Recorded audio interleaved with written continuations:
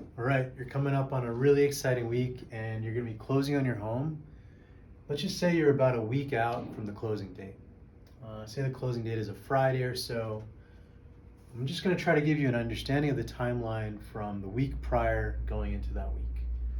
Um, Number one, um, your lender is going to be working out a final, what's known as closing statement, or HUD or ULTA. These are different terms that are used for the closing statement. I could not tell you the difference for these terms, but we can talk about that another time. But this document is going to show you effectively all the different debits and credits that are owed and due from you as buyer and the seller. And it's basically like a large receipt.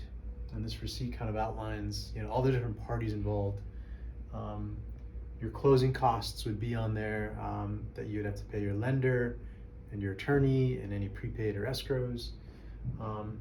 The deposits that you've already made towards the home would be on there.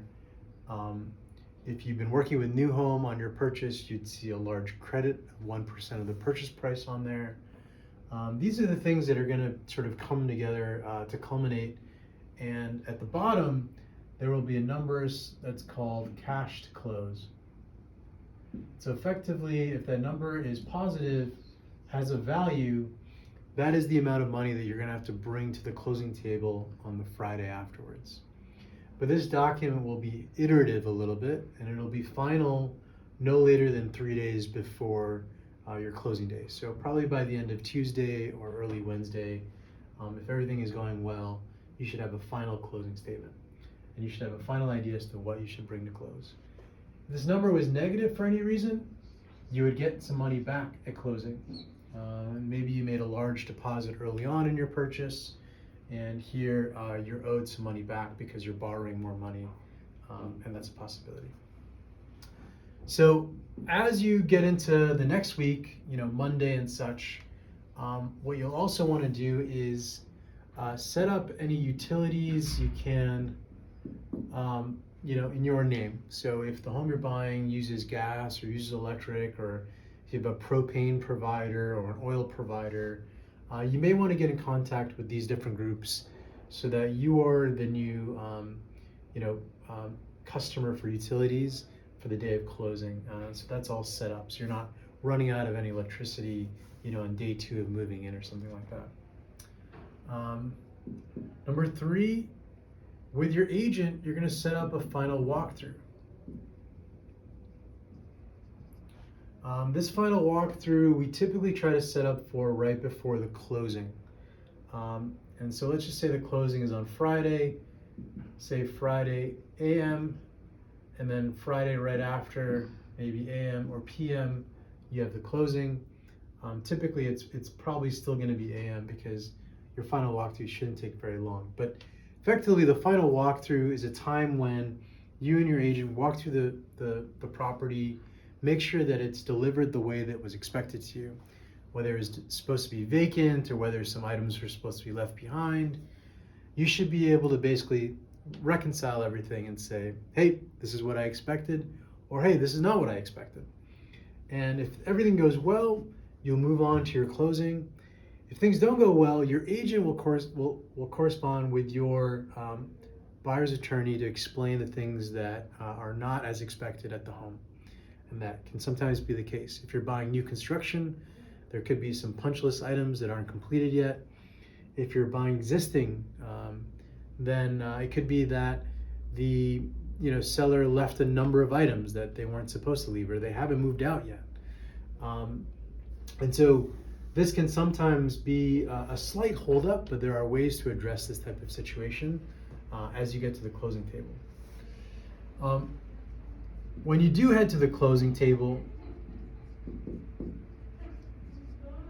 you will meet with your attorney, and you and any other partners that might be named on the deed or on the mortgage should expect to be there. You should also bring a checkbook just in case there's any differences in your closing statement from the time that you last saw it to the closing table. It's atypical, but sometimes there's a little bit of a difference, maybe a couple $100. So bringing a checkbook allows the attorney sort of true up any situations that might come up. Anyways, the attorney during the closing is going to go through all the documents that you're going to be addressing and signing. So any deed documents and any mortgage documents, they will review with you all the different affidavits you'll be signing that effectively reflect your ownership in the property that you're going to be buying. After that, you're going to head home basically and wait for the closing table or the closing attorney to basically have the deed record.